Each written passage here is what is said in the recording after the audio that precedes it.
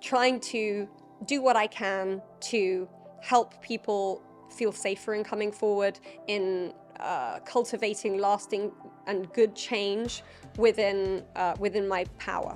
But when I see some of these women who come out in support of people who have perpetrated in such horrific ways, I see in so many of them that they were absolutely victims. For myself, I've never had any kind of resentment to any other survivor, and I have nothing but compassion, even if the way that we handle things is very different, and even if it's not the way that I've experienced something. I recognize everyone's experience is their own experience. It's so important that we are the people who are being considered, and that we are the people informing law enforcement, political figures, informing the whole process of how we address this. Because I cannot tell you how many times people have told me what I should do. And I don't mean people who are my friends, people who are my, my inner circle. I mean people on the street. Life isn't fair, and I have to look at what I can do to get further towards my own peace. And my own peace involves me taking accountability for myself, accepting what was and what is. Okay. Oh, you look great. Okay. We good? Are we? Thank you. We're getting there. We're trying to be. That was funny. Which I'm brushing my teeth, and there you are. I know. That's my problem. Wherever I go, there I am. Yeah. What inspired the design? I like Art Deco style things. Yeah. And I like gold. And the name was something I thought of myself, and I had like 3 or 4 names, and I put them out to some close friends, and this was the one that won. So, and people are always like, "Oh, what are these numbers here?" And I'm like, "It's like a satanic thing," and they're like, "Really?" I'm like, "Fucking no, of course not." Me? You want me to talk? Is this okay? Everything good? Can we go? Can we leave yet? Let's just keep talking very quickly. We got it. Then we can slow it down. I know, and then slow it way down. She kept trying to interview me. Hi, I'm Christine Pelosi, attorney, author, advocate, and co-founder of We Said Enough. I'm honored today to be on Anouska's podcast, but this time I get to interview her about the work that she has done, moving from victim to survivor, getting sober, getting clear, becoming a teacher, and a model to others. So please welcome Anouska. It's so nice to have you here. I knew from the moment that our mutual friend connected us that we were going to get along, because we're both talkers, but we're also both doers. So I'm really happy that you're here, and there are so many things that I kind of want to talk about, and so we'll just get into it and get into all the nitty-gritty stuff. I was reviewing some of the things. Obviously, I heard about what you'd been through with regards to the attack on your father, and sort of followed that a couple of years ago, and just was thinking about how incredibly challenging that must have been for you and for your family. And also, you went on to represent your family within that situation. I did. And, we appreciate that my father is doing so much better, and the prayers that we continue to receive really from around the world, which are somewhat of an antidote and a balm to the ongoing attacks that still occur rhetorically. But I will say, and obviously we met the first time anonymously. I didn't know your name, and you didn't know my name, but through a mutual friend, I was trying to help you come forward and tell your story in a way that you felt comfortable with the trauma that you had been through. And I think that there's 2 layers to it. One is, of course, you're always concerned about your family member. You're concerned about your extended family and how people react to the trauma itself.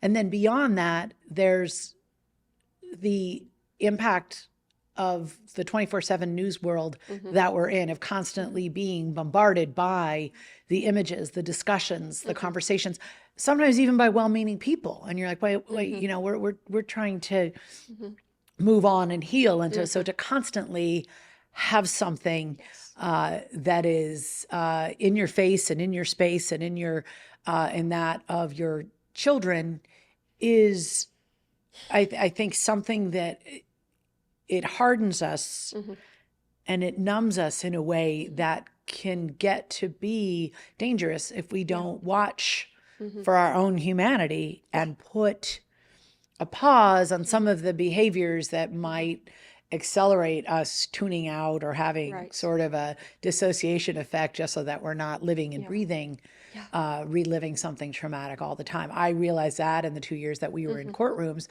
going through the federal trial and then the state trial. So when I wasn't a heavy drinker of alcohol, stopped drinking alcohol so that I could better absorb the reality of what was happening, but also not self-medicate in an unhealthy way. And now as we go through the appellate process, it's I would say that for anyone who's gone through trauma, and as we're talking about an empowered exchange, everyone's gone through trauma that you continue to relive in the public square. It's really important to center yourself, to know who you are, to draw the boundaries about what you want to talk about and what you don't, and also not to play games with yourself, not to dwell too much in the details yourself, because it won't give you a deeper understanding of what happened, but it will eat away at you. And, that is something that we don't want to happen to victims of trauma. We want survivors to actually move on and thrive a different way. Yeah, I very much identify with that, and sort of living through both legal proceedings and a very public processing of my own experiences. I definitely relate to that level of exposure where you are constantly under scrutiny and also constantly being faced with images of either, that remind you of what your experience was, or even pictures, in my case, of my perpetrators. And that is just, and you're right, limiting your exposure and managing yourself and having a deep connection with yourself, with who you are, and surrounding yourself with the best people, I think, too, who, my mentor always says to me, that old saying, people who, people who care, you shouldn't care about people who are worried about this, and then, I'm losing the expression now. But if you know yourself and you surround yourself with the right people, that you don't have to worry about the people who are gossiping, and never read the comments. Never read the comments on the things on the internet, right? Right, to the extent which, is, as we know, is a very difficult thing to do, especially when we find ourselves in the middle of a very public effort now to make sure that people know the truth about what happened, and also to make sure that we are learning the right lessons from this, which, when you look at all the crowd mentality towards let's have Twitter justice, right? Let's all have the internet all decide the facts of what happened doesn't solve the problem, and it doesn't get us to where we really need to go, which is how can we avoid these things happening again? What can we do to protect people?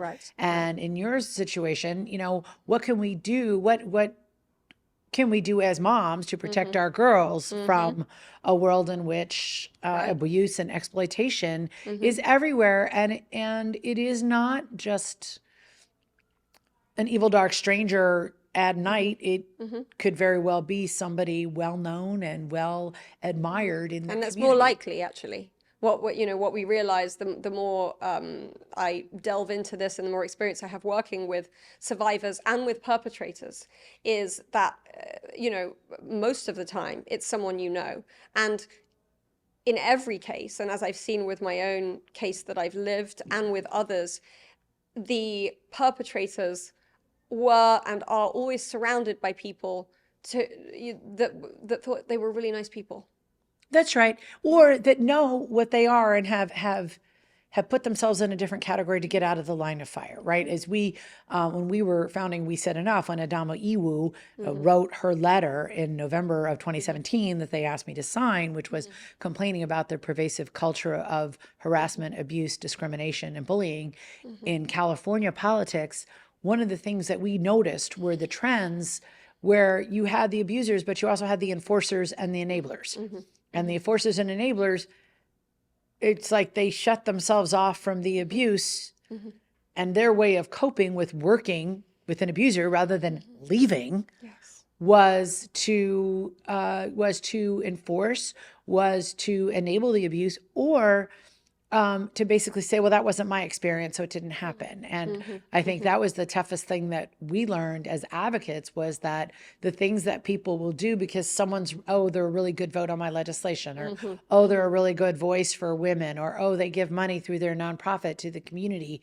So we're just going to have to let this other behavior be Right. what it is, or we're going to blame the victims and say, well, they wanted a fancy life, or to go to fancy parties, or to Mm-hmm. move in a fast Mm-hmm. company, or they drank, or they did drugs.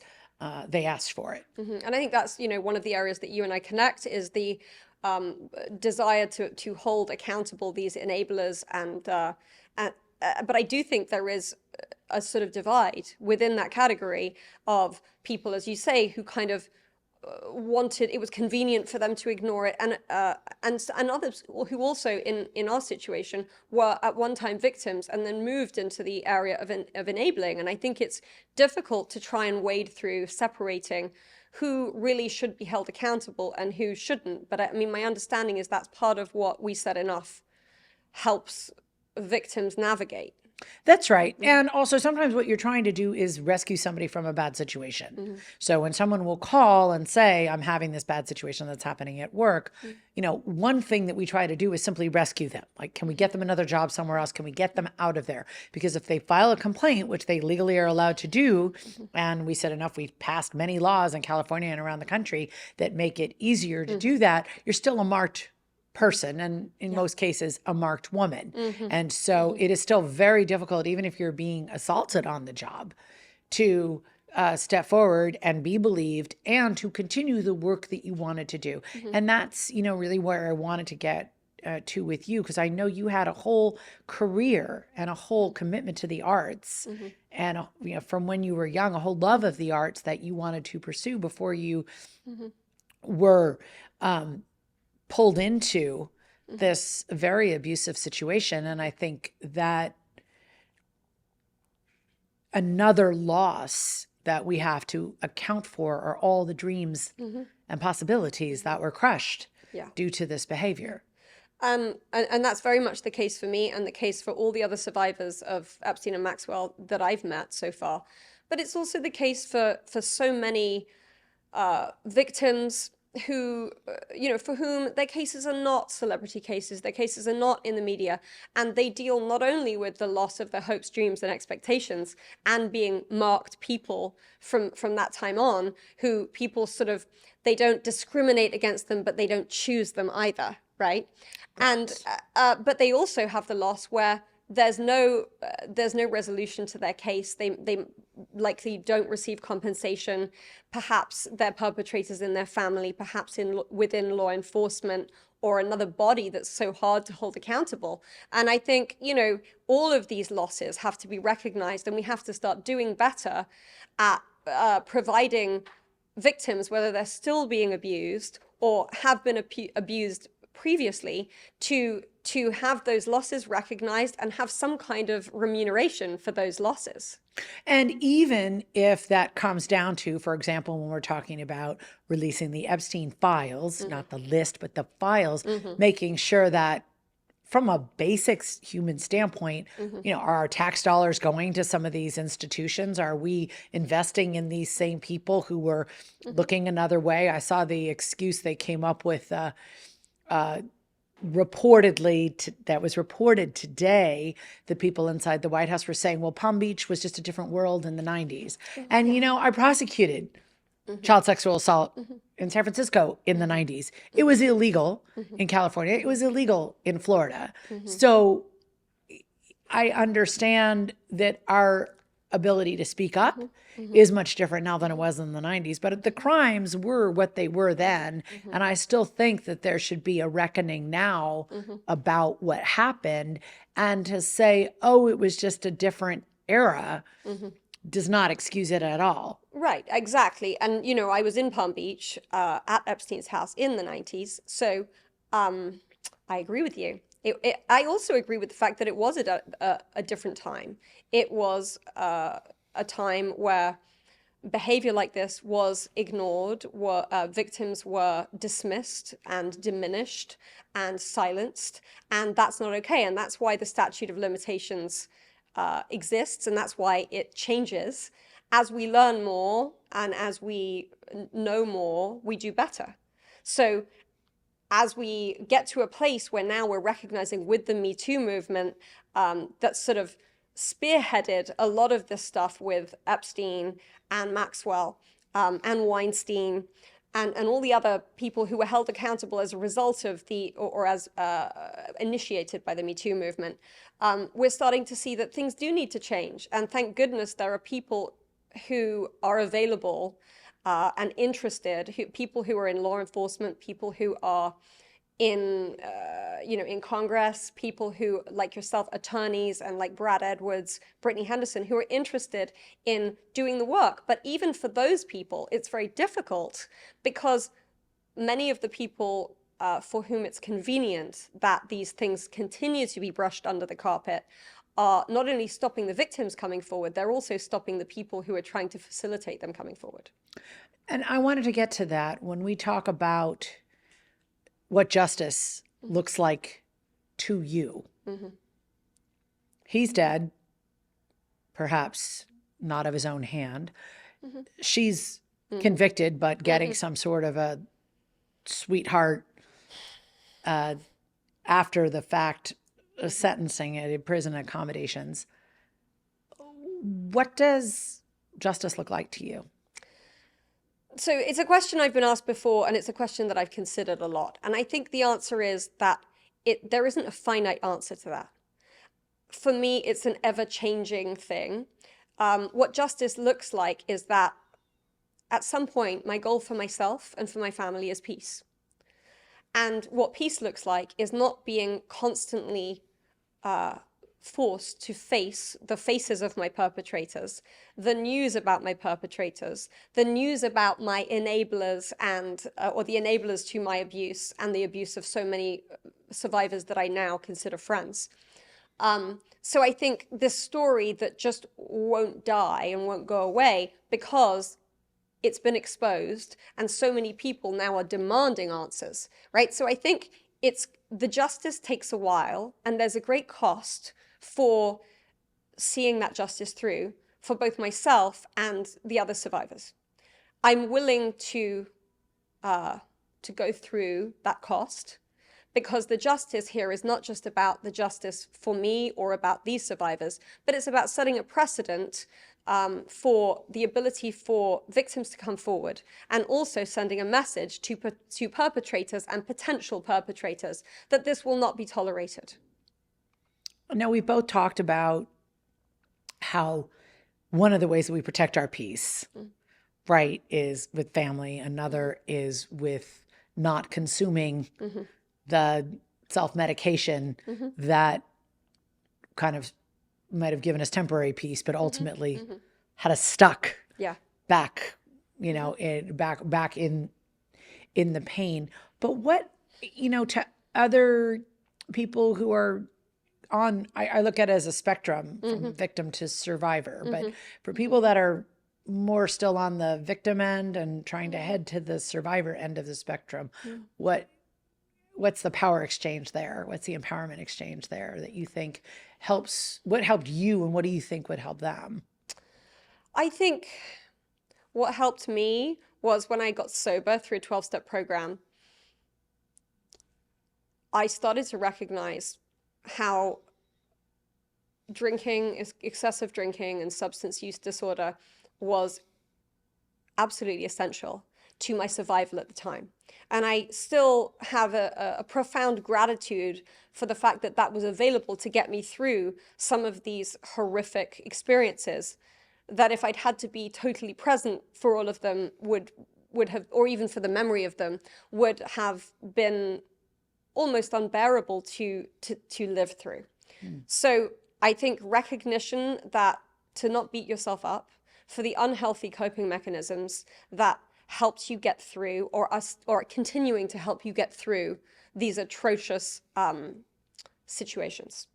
And then I think stepping into a place where you realize what your rights are, you get information. Information is power. So to get information about what your rights are, what your options are, speak with people who are qualified to advise you, speak with an attorney confidentially, speak with a therapist, get the support you need and the information about what it looks like to come forward, what the possible outcomes are. I like to do mistake analysis. So I like to think what is my motive for taking an action? What are the consequences, and am I willing to live with them? And I've worked with many women, men and women, who've been victimized and who at the time we spoke were actively being victimized. And we talk with absolutely no judgment around what that process looks like, and that whether it's the right choice for them or not, there would be no judgment from me around which choice they made, because it is, as we've seen, okay, I'm a survivor who came forward after many years, and I came forward anonymously, and then I made the decision to come forward publicly, and at great cost. So I make people aware, and I think everybody should understand what the potential outcomes of coming forward are in different ways, and also what the potential benefit is, because everything's an exchange in life, an empowered exchange, hopefully. And I think there is just so much power in starting to understand what your options are. Do you have any regrets about coming forward? Quick answer is no. The longer answer is coming forward. The first time that I spoke publicly was at the dismissal of Epstein's charges after his death. Mm-hmm. And when I did that, it was all very last minute, because although some people might have known he was going to die, I didn't. And and so there was about a day of being able to consider whether I wanted to do this. And I didn't understand that when I returned home, there would be lots of people outside my house, and that subsequently I would be, emailed, called, followed, people waiting outside, and that would go on. And so I think, I wish somebody could have said to me, these are the potential consequences of you coming forward. These are the potential consequences of you coming forward in your name. And then I could have made a slightly more considered decision. And I could have also put in place more safeguards than I had. So I think, I was also, even though I testified as a Jane Doe in the trial, I was exposed accidentally by lots of different people online. And so it sort of made my testimony, my anonymous testimony, almost farcical.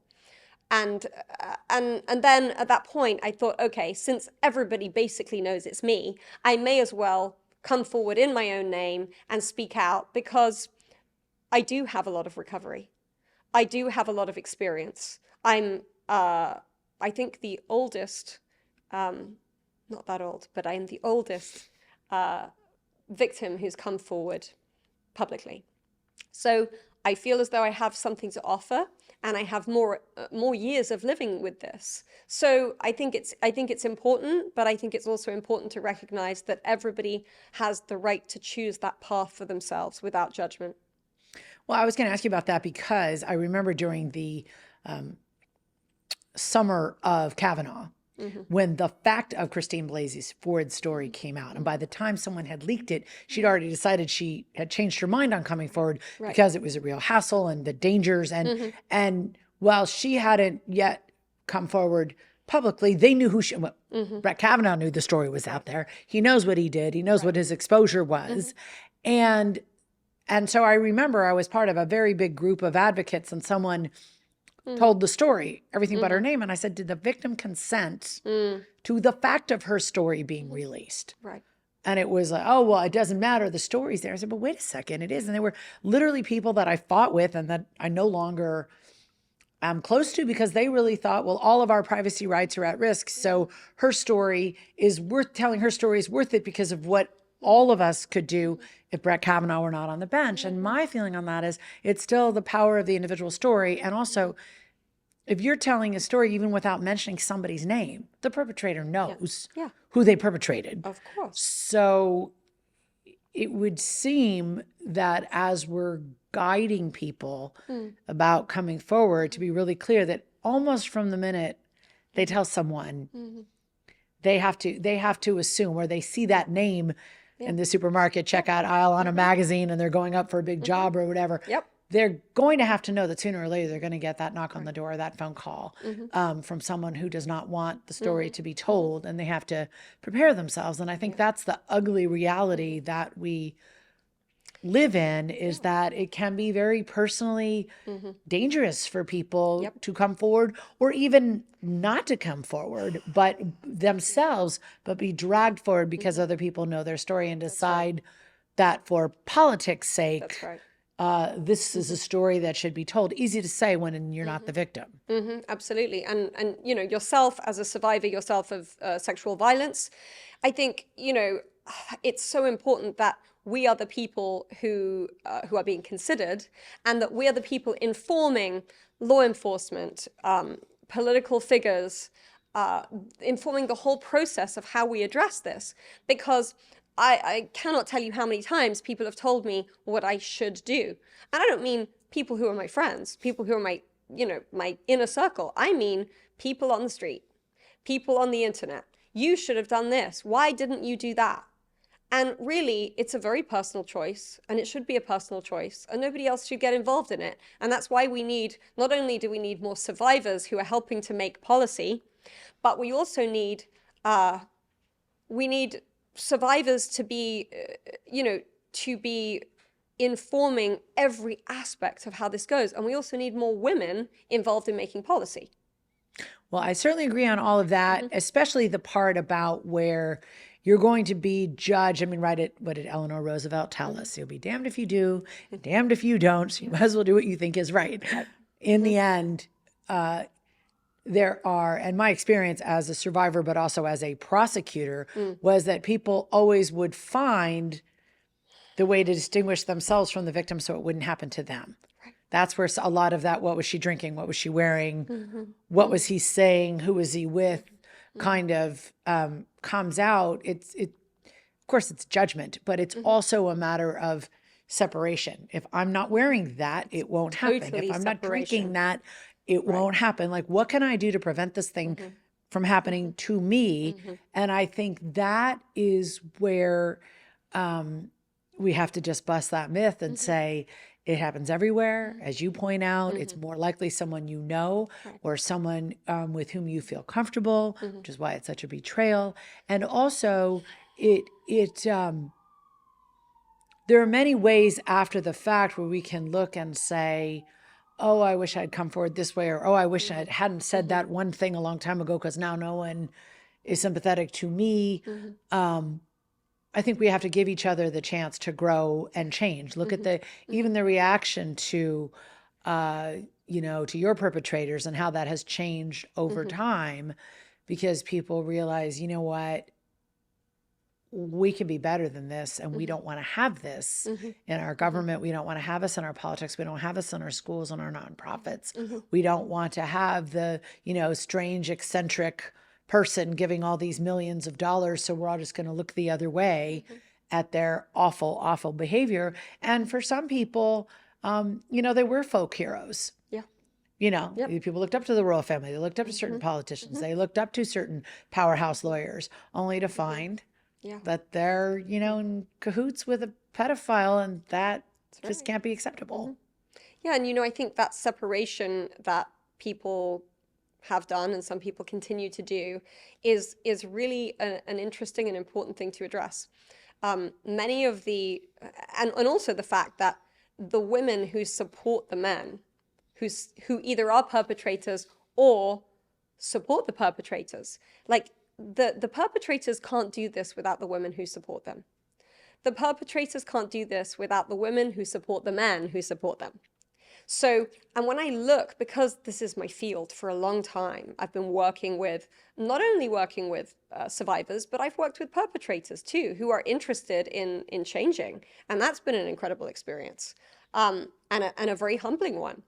But when I see some of these women who come out in support of people who have perpetrated in such horrific ways, I see in so many of them that they were absolutely victims. I can see it in their body language. I can see it in every way that they, they protest too much, and you can just see that they're not ready to come to terms with their own experiences yet. And if they don't come to terms with their own, in the ways that they've been victimized and the ways they've been exploited, how could they possibly hold up a torch or a light to how someone else has been? And I would 100% agree with that. And just also add, I think that there is a bit of a resentment factor. Yeah. Because, as I always say, there's no such thing as the perfect victim, right? They talk about a devil's advocate. They don't talk about an angel's advocate in law school. Well, I'm definitely not a perfect victim. I've been told many times I'm definitely not victim-y enough. Same, right? And there isn't one. But in our minds, we don't give ourselves the space to say, I think, no matter what, you can't look back and say, well, if only I'd done something differently, I wouldn't have been, right. This wouldn't have happened to me, because it's just, you'll never know that. And it doesn't, there's a reason that we eliminated the but-for test in law, because it really is not effective. But what I was going to say is, I think that there is, as talking about moving forward, and as we, our first conversation now comes to towards a close, I did want to was curious about whether you thought there was also some solidarity amongst your perpetrators, victims. There was some, how you dealt with the resentments between people, because some people got out, some people didn't get out, some people may have gotten paid, some people didn't get paid. How did you navigate, and how do you suggest that people navigate that terrain of unequal justice that appears to have been received by some? Well, I think for myself, I've never had any kind of resentment to any other survivor, and I have nothing but compassion, even if the way that we handle things is very different, and even if it's not the way that I've experienced something. I recognize everyone's experience is their own experience, and I understand that there has been some resentment, particularly around compensation, and I think that's part of the process. The truth is, none of the stuff that happened is fair. Life isn't fair. And I have to look at what I can do to get further towards my own peace. And my own peace involves me taking accountability for myself, accepting what was and what is, and trying to do what I can to help people feel safer in coming forward, in cultivating lasting and good change within my power, and I mean, you've done that too in so much of your work, in We Said Enough, in creating that, in the work that you've done as an advocate, as an attorney, and I'm just, I'm so glad. I feel like this is going to be the first of many conversations we have, and hopefully we can work together towards empowering victims, survivors, and women within the space. That is the goal. Yeah. And I so appreciate the opportunity to be here with you today. Thank you. Thank you so much, Christine.